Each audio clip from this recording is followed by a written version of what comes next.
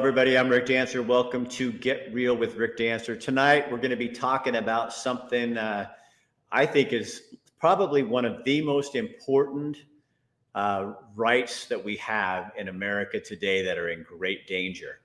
And why is the Second Amendment so important? Because without the Second Amendment, you don't have a first or a third or anything else. You need the Second Amendment to protect your other rights. And right now, all of those rights are under attack. And in Oregon, people voted in a ballot measure 114. I've talked with you guys in Montana and Washington and Idaho about this before too. But there's a big push to fight this thing. So we're going to talk to a couple of guys from Eugene, Oregon, who have a vested interest in this because they're gun owners, just like the rest of us. Our sponsors.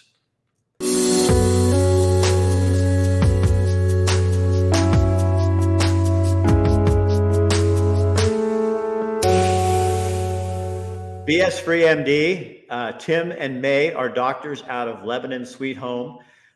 During the dark time, they started doing podcasts because they're medical doctors, and they started doing radical podcasts about the truth about medicine. And now they're doing all kinds of shows. If you have not watched them yet, they're one of our sponsors. You really need to go check them out. They also have a newsletter you should sign up for.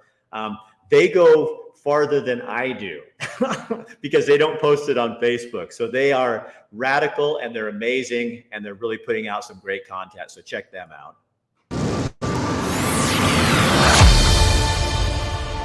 Also, Chris Dental Family Dentistry. Dr. Michael Bratland is a wonderful guy. He really believes in freedom of speech.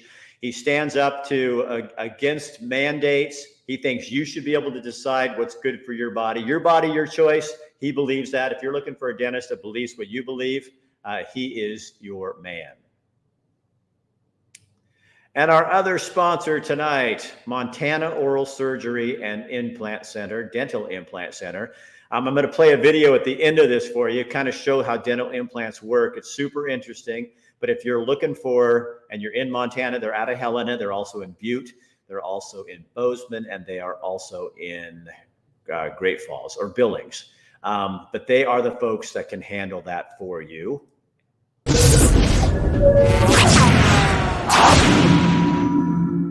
And Albert Taylor, Endless Possibilities, an organization in Eugene, Springfield that works with people with different abilities. They have group homes. They do in-home services. They're always looking for people to work with them because what they do is tough. It's hard work, but it's also one of those jobs where I think a lot of us learned during the dark time that what you do matters more than where you do it. And these folks are awesome. So if you're looking for work, they're a great possibility. All right, so let's get on with the show. I'm going to bring on Derek LeBlanc. Hello, Derek. How are you? Hey, I'm great. Thanks for having me. And I'll have you kind of tell, we'll give you and Adam, and this is Adam Bratz, and he's the owner of Mazama Sporting Goods. And Derek, you do all kinds of training and safety courses, right? Yes, I'm a gun rights advocate. You know, I'm a firearms instructor, and I also run a nonprofit that teaches kids firearm safety. Okay, so I'll tell you how I heard about this. One of my former clients, a friend of mine out of Oregon, he called up and said, "You have got to talk to Adam over at Mazama Sporting Goods because they're doing they're really pushing on this Measure 114." And so I called up Adam, and that's how they got the two of you. So Adam, explain to people what Measure 114 does. Well, 114, what it does is it requires a person to go get a permit to purchase, and that process is not in place yet. So people are unable to get a permit to purchase. It also does some other things that people aren't very happy about.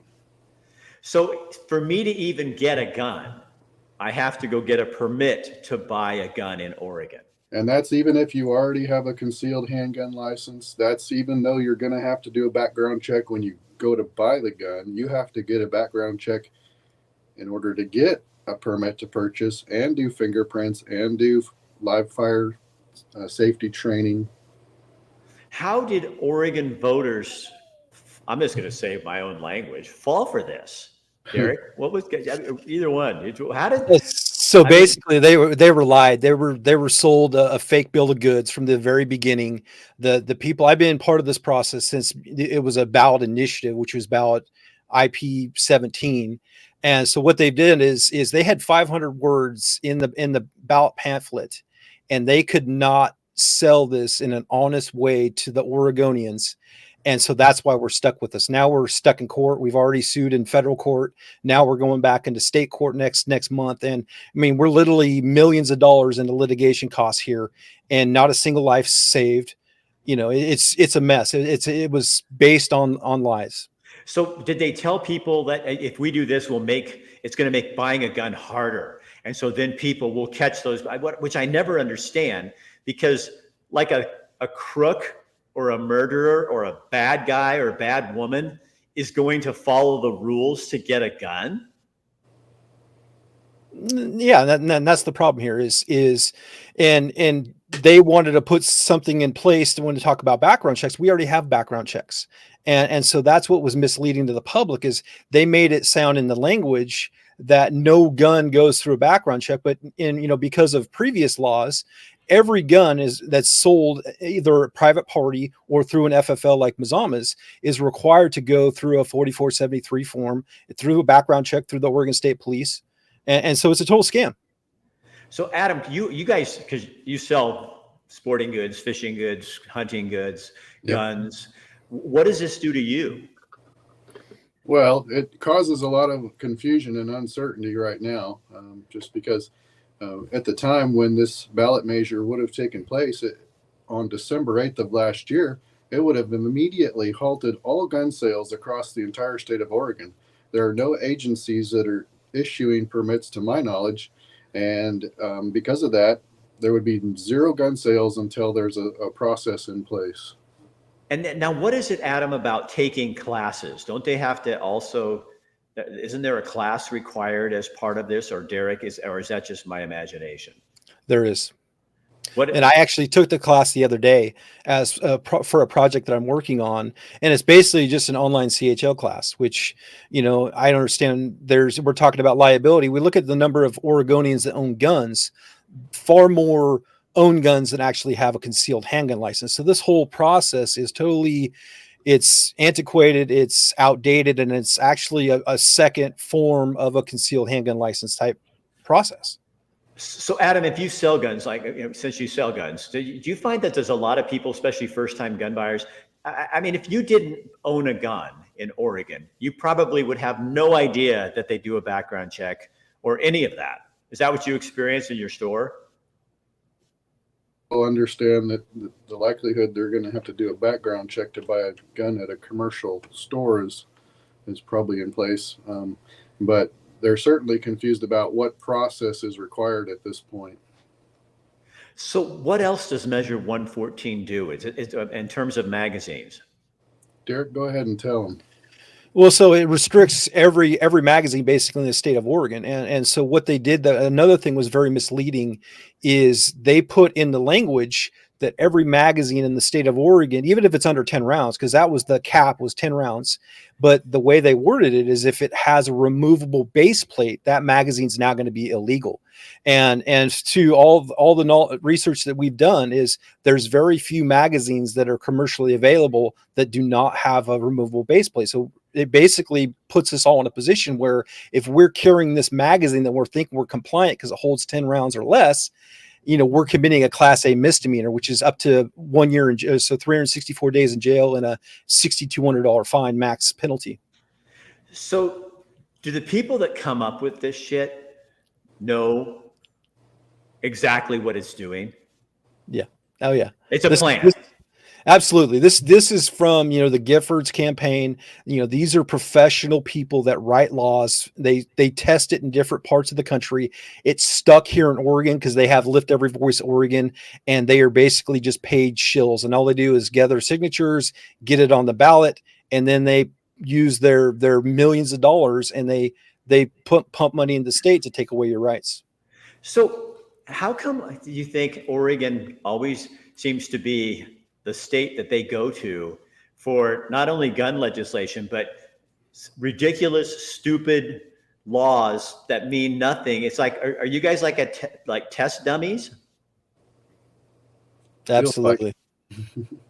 we Oregonians always say we're free thinkers, right? We're rugged individualists until it comes to something like Measure 110, which basically, decriminalizes all, methamphetamine and heroin for personal use, which has led to an uptick in, property crimes, violent crimes. And, realistically, my 17 round magazine, which I have now, is more relevant than it's ever been because of the stuff they've already put into place. Well, I mean, what's kind of funny living in Montana too is, here guns, you don't even think about it. You can take them anywhere you want. But Mhm. but I laugh because recently Oregonians finally get to pump their own gas. It's like for a state that's the first to come up with a bottle bill, it's some real to first to open the beaches to the public. I think we used to be a really cutting edge kind of place, Mhm. but then it's stuff like that where it's like, and your treatment of alcohol too is really, really funny because here you can walk down the street with a beer, and in Oregon, it's like they put that little yellow tape around, and then that's a safe area. you know. So, what is your big concern for it with this thing? Because if the courts hadn't have blocked it, Adam, you wouldn't be selling guns right now. We would probably be out of business by this point. And so, how long? What's the next step in the court case?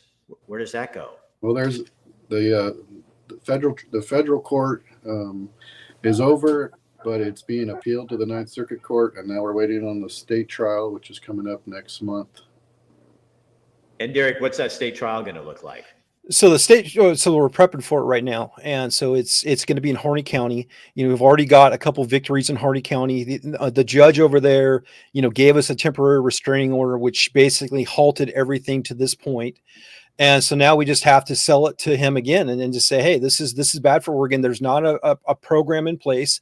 The class that I just took online, the county sheriffs just voted to take that class offline because they don't have the rest of the permit program ready to go. And so there's really, once that thing goes offline, there's going to be zero ways for people to be able to be compliant and actually get their permit to purchase. And for people who are not from Oregon, or actually for people who are from Oregon, Harney County is the largest county in southeastern Oregon, and it's the least populated county in Oregon. So you've got rural people who give a damn about their gun rights for sure. Absolutely. So if that judge rules in your favor, then what happens? So most likely it'll get kicked up to the Oregon State Supreme Court, which is not friendly to us as gun owners. And appointed mostly by the last super liberal governor of Oregon, Kate Brown. So all those people most of the whole court is almost on that side of the fence. Yeah, and Kotek just added another lady that has zero judge experience, but she's another shill. And so what's going to happen there is if it goes to the state Supreme Court, there's a good chance that they could, if they rule a certain way, they could kick it back to Harney County so he could re-rule again, depending on what he does in next month in state court, and then it would go to the Ninth Circuit where the federal case is. And the Ninth Circuit Court is not friendly to any kind of amendment values like that either. Could this end up in the Supreme Court? Should this end up in Absolutely. the Supreme Court? Absolutely. It's going to cost millions, but yeah, ultimately it will go to the Supreme Court. So is that the game, do you think, is these groups type, because if you didn't have people like you fighting it and Mazama and people funding it, they would just walk all over you because an average person can't afford to fight them. So you end up a whole state, making it super difficult to buy a gun. So what do you say to those people who say, well, we need more safety. We need to make sure people can't get their guns so easily? I would say enforce the law. We have 22,000 gun laws on the books currently, and we have prosecutors that are letting people out of jail early without proper, trying them, especially urban environments like Eugene, up in Portland, they're not prosecuting. And so we should be prosecuting gun crimes to a higher extent than what's happening right now, instead of focusing on law-abiding citizens. Adam, what are you thinking? Oh, I agree with that.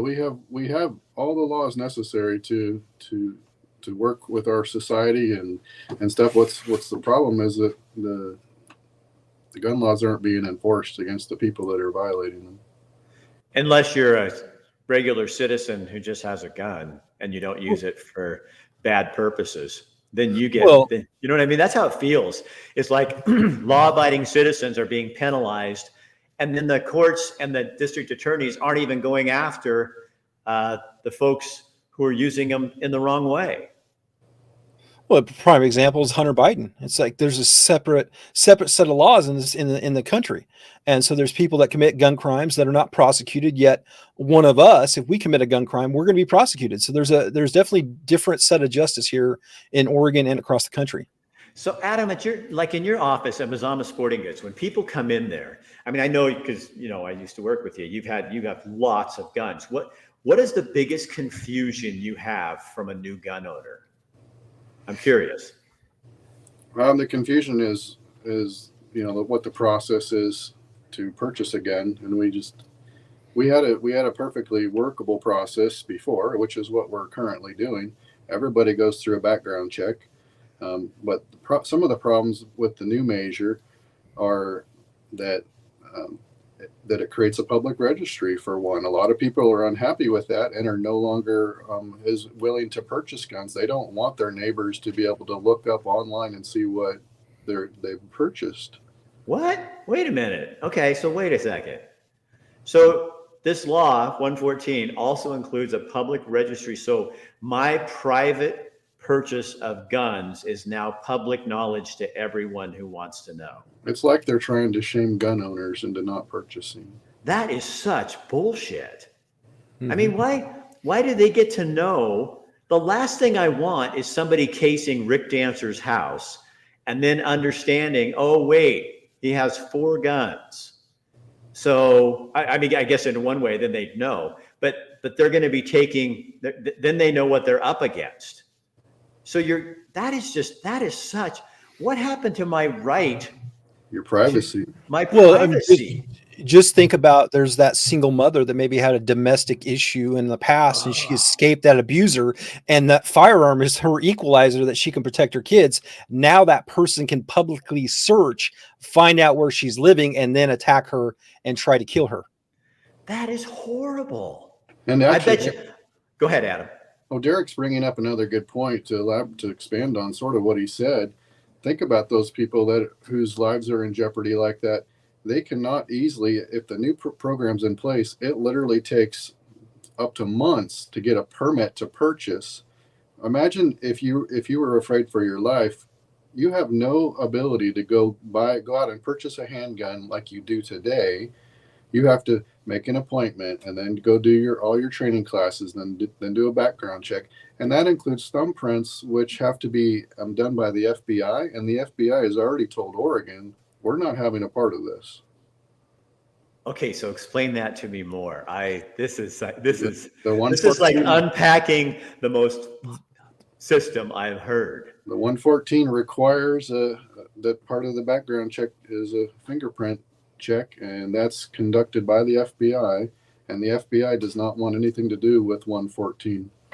And so the problem with this is the people that wrote the bill, they have no inner workings and inner knowledge of how it works. And so this bill does not meet the requirements for the FBI to perform the background check because of administrative rule. Okay, so in a common sense sort of world, which I understand when you get outside the border of Idaho, that kind of goes away. But but wouldn't that right there, so if you created a law, the FBI won't participate, wouldn't that in a normal world kill the law? Because we shouldn't be having to go through all these court cases. If the law was written poorly and the FBI is not even going to do it, what are you going to do? You can't make them. So you know what I'm saying?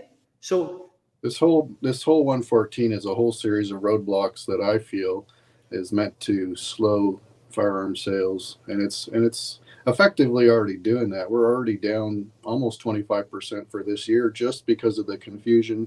At one point, the state was taking several months to conduct background checks to get back to us. People didn't want to wait for 2 months. They didn't want to wait.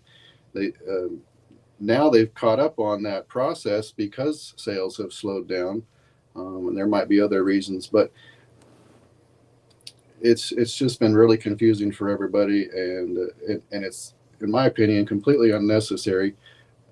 It doesn't make sense for someone who has a concealed handgun license to have to go get permission and go through this whole background check process again so he can go to the store to run another three background checks to buy one firearm. That's ridiculous. And if you're a bad dude or dudette, um, you're not going to go through any of this process. You're going to buy it off the street, and so it's bullshit. And they're not covering anything. Let's go back to your point, though. I think that Derek and Adam, you guys both made a really good point here. So let's talk about the woman who's being abused by her husband, and she needs tomorrow to go down and get a gun so she feels safer because her life's at. So now you put her at risk for 2 months. And what happens when she gets killed? Then does all the people that wrote this bill, do they come out and say, "Oh gosh, we're sorry"? Hell no. No. That isn't even on their radar. This isn't about making people safer. It's about having more control over people, because what people need to think about in Oregon and all over the country is, if your government has more guns than the people, you're in deep shit. Deep shit. You know, especially with what's going on with the tyrannical stuff going on in our country right now. It's like, if people need to be able to protect themselves, and if I think everybody should be asking themselves, so why do they keep coming up with these more extensive rules? This isn't to protect and stop school shootings. That's not what this is about at all. This is about getting control over people and making sure that they have to live within it, so they can start telling you what you need to do. It's really pretty scary. I mean, if you think about it, and I'm not like a conspiracy theorist, but I'm a smart guy, and I can't do fractions, but I can sure add, and 2 and 2 in my world is still 4, So what do you do at this point? Like with Oregonians, so right now they can buy guns and it doesn't matter. The law is on hold, basically. The measure's on hold, and we're still relying on the current system, which is perfectly effective, which is, a federal background check, and the state also approves that background check. So it's already several levels of background check. So people who are confused about that should know now's the time you can go do this without all that rigmarole. Right. And right now, because the state's caught up on the background check system, and the fact that the measure is on hold now, is the golden opportunity to come in and get what you want and be able to take it home in a reasonable amount of time. When I got mine, and I went in to get my concealed weapons permit, it was a year to get it. Yeah. It was I got my gun in January, and my appointment was January 10th, the following year. And so I moved, and it was like,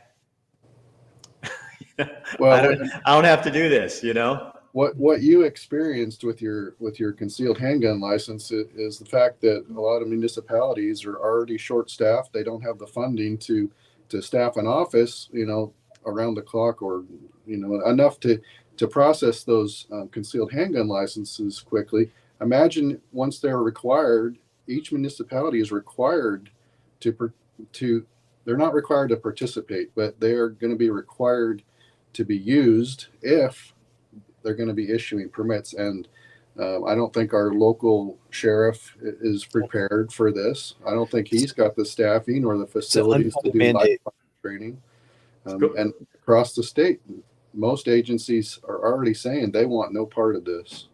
So they don't even have enough people in Lane County, where you guys are, to patrol the back streets, the rural county. And so now you're going to put one more thing on them and require this system.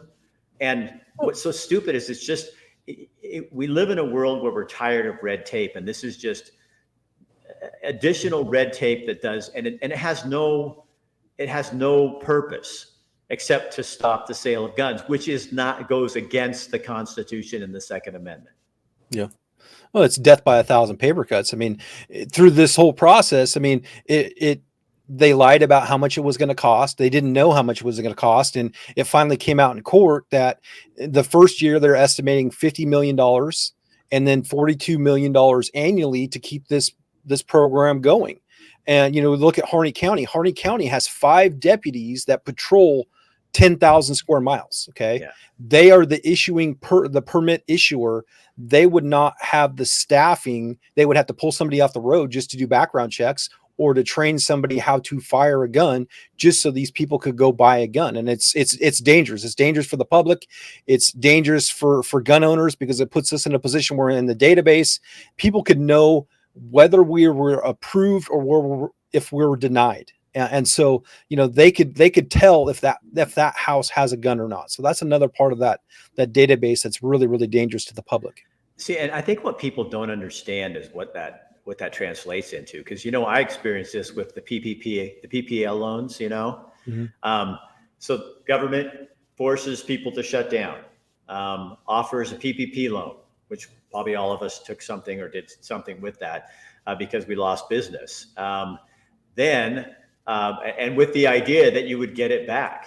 More than likely, if you could prove this, and this, you'd get it back. So then I speak out about forgiving college loans, and people went online and publicly told how much me and several of my clients got in PPP loans. So they're blasting that personal finance information out over the internet, which is not something nobody else's fucking business. They'll do the same with the gun. That's what I'm saying. Is Mm-hmm. people don't understand. So, guess what? Rick Dancer has 4 guns. He tried to get a 5th one, they wouldn't let him. And then what do people say? Oh, wonder if he has a criminal background. Maybe his wife left him. It's personal information that nobody should have access to. Not the public. And they will use it. And that's what people need to understand. You don't know when something comes up in your life, that something happens. Let's say you work at Trader Joe's and you piss off a customer and they see your name and they look you up. Then they go home and look up your record online about how many guns you own. And then they put out, this kid Johnson Brown was rude to me at Trader Joe's, and I found out he has 5 guns in his house. He's a gun nut. Yeah, he's a gun nut. He's a right-wing gun nut, homophobe, transphobe, him, her phobe. And it sounds far out, but trust me, that's what they do. Then they red flag you. And then they come in, they confiscate everything. They say you're a danger to yourself or the public. Now you're unarmed. You're defenseless. That's the way this works. As scary as it is here for Oregonians, we've been living under this tyranny for the last almost a year now. For Montana, I want to sound the alarm. This stuff is coming to your state. Okay. We have to be mindful. We have to watch what happened in Tennessee. We have red flag laws that they're trying to pass. This is the new thing for these anti-gun groups, is they're trying to pass, red flag laws that are going to go all over the country. They're going to come back here to Oregon. We already have some, but they're going to probably try to strengthen them because of what happened with the Bruin decision. So what do you say? You've told Montanans. What do you say to the Oregonians? What can they do at this point? What should people be doing to help you guys? And well, honestly, to help themselves. I mean, to protect their Second Amendment rights. What should they be doing? How can they help? Well, first of all, if you see something on the next ballot, be sure you understand it, because this one was put on the ballot so misleading that we've had a lot of customers come in and say, yeah, gosh, I did vote for that because I did not understand it. It sounded like a good idea. And they wrote that ballot measure title specifically to be confusing. If you read it, it made it sound like background checks were not really required now, and they should be required, and they're going to put limitations on some magazines. It said some, I believe.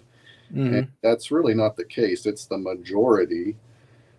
But this new measure creates more hurdles from the retail standpoint.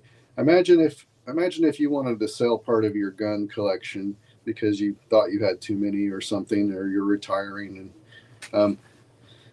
and then imagine that you wanted one of your guns back. It's already your gun. You just brought it down for me to sell for you. Now I have to say, I'm sorry, I cannot transfer this gun back to you under a regular background check. First, you need to go and do live fire training and make sure you know how to. What if this guy's a gun collector who's in a wheelchair or something and doesn't have any interest in going out shooting? he can't get his gun back unless he goes out and proves proficiency and all that. It's his gun. He already owns it. The state would be denying this person their property. So Derek, as somebody who teaches kids and adults how to properly use guns, what's the scariest thing about this to you? Well, I think it sets a very dangerous precedent because it tells the government to tell private citizens what their life is worth, right? It tells, people like Ab and I saying, you're right to have a magazine that holds only, 10 rounds. And that's good. You're supposed to be accept that, right? I think it's important to know is my magazine capacity has no bearing on whether I'm going to be a danger to myself or others, right? So it's something where we have to understand that the people that write these bills have no fundamental understanding of firearms. And so I feel that if they are going to write legislation like this, especially that's going to be restrictive like this, they should have the basic knowledge on how the gun functions. And so it's just they live in this vacuum where they're afraid of guns. We call them hoplophobes, right? But hoplophobe is somebody that's fearful of an inanimate object, and that's a gun. And so they need to understand, what we go through every day to protect ourselves because of bad policies. And also, we talk about proper storage, all this stuff that the with these rights, the Second Amendment, come great responsibilities, and we all as gun owners take all of these responsibilities very seriously, and we're not the ones committing these crimes. We should be cracking down on the people that are committing these gun crimes and holding them to a higher standard and making examples of them, and that would help with this process. I remember when I got my first 9mm, and I took it out, just took a picture, that there's no magazine in it, but you couldn't tell. Mm-hmm. And I had my finger near the trigger. Oh my God. you should have heard the outcry from gun owners. Yeah. And some of them were nice, some of them were not. But the whole point was, these people, you can't have your finger near that trigger ever, even if the magazine's not in it. It was like, and I remember in my gun class, they did say that, but I was taking a picture and I thought, there's no magazine and there's no bullet. I checked. But it was like, and I thought, afterwards, I wasn't pissed because I kind of went, that's how seriously most and responsible most gun owners are. The people who aren't, I don't think people who are killing people are really paying much attention to what's going on like that. And they're not following the law either. So imagine you being restricted to 10 chances to defend yourself when two bad guys are not following the law and they're loaded up. That's a great point. I hadn't thought of that. So I got 10 chances and this guy's got 12 or whatever. 30. 30 rounds. So how is that really going to stop? What's so stupid about this is, how does that stop a school shooting? It's not. If you want to stop school shootings, perhaps you should invest in mental health and be looking at our schools and make sure that kids, because there hasn't been a story that I've heard that somebody didn't say, Billy Bob had a problem and somebody didn't say anything. So instead of but we do this all the time as a culture with issues. Instead of blaming, I love the hypocrisy of blaming an inanimate object for killing someone. A gun has never killed anyone. A person using a gun has. So you have to, it's not the gun's fault. It's that some person is making a choice. And so that would be like, okay, so, I know somebody who got killed with a pencil. So we're going to have to get rid of all pencils. I also know a lot of people who die in car accidents. So we probably shouldn't have any cars on the road anymore. I know somebody who died, I really do, of poisoning from milk. So dairy cows need to all be shot and no more milk. And just to be sure, we probably should stop cheese as well, because, it's a dairy product. It just is just ridiculous. It's an inanimate object and people are taking it and blaming it and not the person. We fail as a culture, don't you think, to really hold people accountable? Yeah.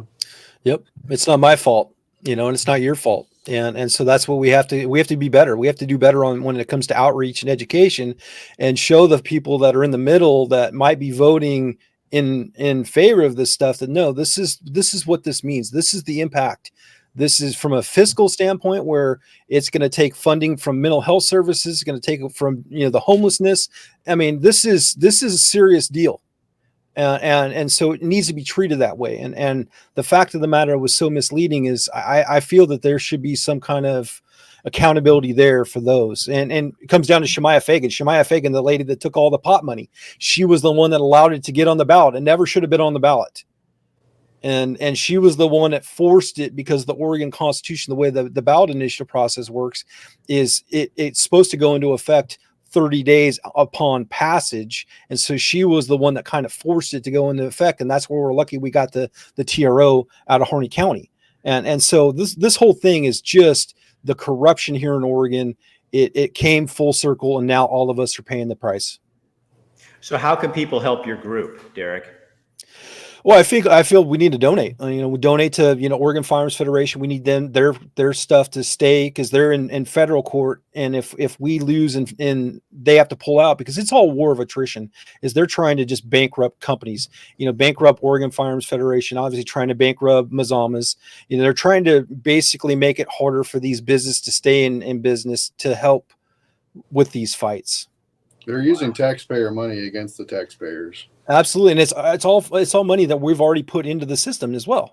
So it's another scam.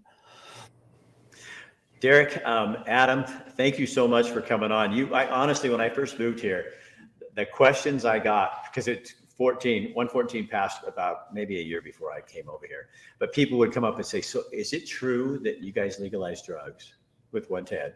And I'd go, embarrassed. Yeah, but let me explain. That's why I moved here, And then the second one was, what about this other measure where you have to have a class to even, or you have to go through this whole permitting process just to get a gun? They couldn't believe that really passed. So I guess the lesson to all of us, not just Oregonians, but God, educate yourself on what you're saying yes to and what you're saying no. And if it feels good, it might not be. That's, I think, the biggest problem I've seen in Oregon as a newscaster and all that is we're so easily susceptible to, it just, it feels like we're trying, like 110, it's like, well, they sold it as you're going to be getting drug counseling for these people. Well, but the bullshit was, like, do you think a drug addict is really going to go get a hotline and then go look for help? You talk to anybody who's been addicted to drugs, they're not going to do it until they're ready. So this bill was bullshit from the beginning, and the governor's still pushing it, saying, well, let's give it another chance. We'll change it around a little bit. No, cut bait and move on. And I saw something today that they have 70% in favor of trying to repeal Measure 110, which gives me hope, right? That we can get that thrown out. That's going to help solve a lot of problems here. I think one thing that's really, really important for everybody watching is we have to show up and vote. Yep. And there was 180,000 Republicans that sat home on their thumbs because they didn't like their candidate, and that's what gave us Tina Kotek and also gave us Measure 114. So we have to show up and vote, even though we feel like our voices don't matter. They really do. We have to, because that's the lie, is that they don't matter. And you're right. I love this conversation. This is fun. But you're seeing that right now. I'm hearing that with. And it doesn't matter. Who cares? I would never vote for Biden, so it doesn't matter. But with Trump and them, people are saying, if it's not Trump, I'm not voting. Or if it's not DeSantis, I'm not voting. And it's like, you are a worthless piece of garbage if that's your attitude, because you're basically voting then for Joe Biden if you do that. And people have to start thinking about that. I know you're such a damn moral person, and I only think Ron DeSantis is the greatest thing, so I'm going to stand my ground. Well, what you did is just put everybody else in our country, our savings, our retirement, everything in jeopardy because of your valiant stand on America. I mean, it's crazy. People really, I think we're getting to that point, though, don't you? I mean, I think it's so frustrating right now that people are. I hope. And maybe that's what it takes. Maybe it takes getting to the bottom so that you can find yourself in the hole and you can start crawling back out. I don't know how much further we can go. No, and that's why Kathy and I left, because we were just going, and that does, like, I'll see something online that they're charging you guys to pay for homeless stuff. again, millions. And I'm just going, you know how good it feels, honey, that we know our tax dollars are not going to that. And when you lived there, it was like you felt so frustrated because like, I don't agree with this and I'm being forced to pay for something that I think is a totally the wrong direction. And there's no power. So hopefully you're going to see some change. I wish Betsy Johnson would have got elected. She's a friend of mine. She's badass. She's better than the alternative. She's badass. You know, one last thing that might kind of blow your mind, Rick, is there's actually talk and possible pending stuff coming that's going to make it illegal to kill any animals for food, and that's across the state. Wow. We're talking about fishing. We're talking about hunting. You can't kill an animal. It's taking a life. That makes you a mean, cruel person. What about cattle? I don't know all the specifics, but it's not. Yeah, I think it's IP13. It's something that probably should be looked into. Because I remember they tried this before. They were going around to go to Colorado, Oregon. They're always test states trying to see it. Yeah, cruelty to animals and stuff. People better think about that one because where are you going to get your? We already, look how expensive food is. Now you want to take more off the market. Hey, if you can't hunt legally, then you don't need a gun. Uh-huh. Mm. Oh my God. Well, Boom. you can't all move to Montana. Yeah, I'd say you're full. Say you're full. Yeah, where there is no room. No If you tried to take away hunting rights in Montana, don't do that. I don't think you'd last very long. And people will just go to other states and then they'll make up a law that you can't bring a carcass from another state back into, you're transporting. We'll leave the border of Mexico and United States open, but we'll shut the borders down to hauling hunting animals across that border, because animals are more important than human beings. You guys, this has been really fun and nice talking to you. And thank you for shedding light on this thing for people. I'm sure that my Montana audience is sitting here going, holy shit. It's coming. It's coming. You got to stop it. Hold that line. Okay. Derek LeBlanc and Adam Bratz, thank you so much for talking about this with us. We appreciate your time. Yep. Yeah, thank you. All right. See you guys later. All right, folks. So here's the big warning for people in other states that you don't live in. Like Derek said, it's coming. And when you start to see the signs, you cannot. The thing that caught Oregon, and I hope my Oregon people don't think, I don't hate Oregon. I hate what happens to it. You have an apathetic voting public. And when people are in apathy, the other side's always going to take advantage of it. And then you wake up one day. I used to see this happen at city council meetings all the time. Is people would go to the city and then there would be a hearing and nobody would show up. And then it would become law. And then people in town would get all pissed and go, what happened? What was it? Well, there was a hearing and you had a Boy Scout meeting that night, or you had a dance rehearsal that night and you didn't pay attention.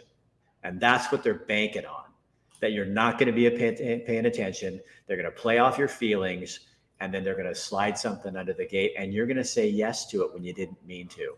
So that's the lesson you need to learn. One of our sponsors of the show is Montana Oral Surgeons. I just went down there. In fact, the doctor you're going to meet is an avid hunter, an avid fisherman. He's a typical Montanan, but he just happens to be an oral surgeon as well.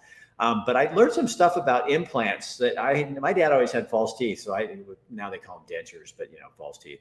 And with implants, they showed us how this works. And I think it's really interesting. So I want you to take a look at this.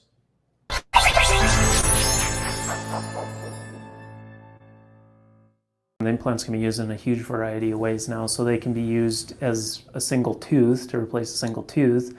They can also be used to replace multiple teeth. Sometimes, you can use 4 implants to replace like all the top teeth, for example, and things like that. But on a very basic level, they're basically a little titanium screw and it goes in the jaw where the tooth was, and then you get a tooth made that attaches to that screw. The gray part is the part that goes in the jawbone itself, and then that silver collar is what goes through the gum tissue to provide a profile for the tooth to eventually get made. So then after it's all healed, the dentist will make a tooth, and basically the tooth will have a screw hole through it, and the tooth connection will basically fit just like this blue piece. only there will be a screw channel through there. And so if you imagine there'd be a wide tooth coming off of this, and they screw that right in there. Well, they're better for a multitude of reasons. When you're talking about like replacing a single tooth, they're better because they feel like a tooth. You can chew on them like a tooth. And the best thing about them now compared to like the conventional other ways is that they're not touching or grinding down other teeth to get some sort of replacement in there. So again, that's Montana Oral Surgeons and Dental Implant Center right in Helena. They also have offices in Butte and Billings and Bozeman. Take this, share it on your page so other people know. If you're in Montana, put it out as a warning. If you're in Oregon, put it out as understanding so people can be educated. Just share it on your pages, share it on your social media. I'm Rick Dancer. We will see you on Tuesday with much more. Have a great weekend. I'll see you then.